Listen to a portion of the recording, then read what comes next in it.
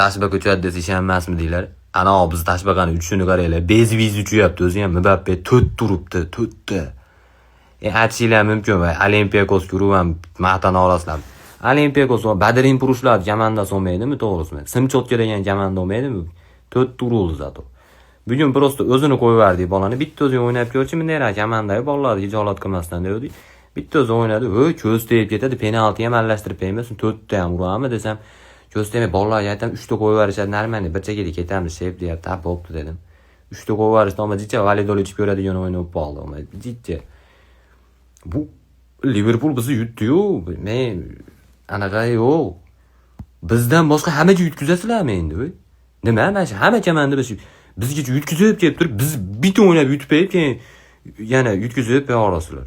O'tgan safar yutkazmagan Bavariya qoldi deb ko'p gapirib berdilar, ko'z tegib ketdi, ular ham neraqa tushib qolibdi.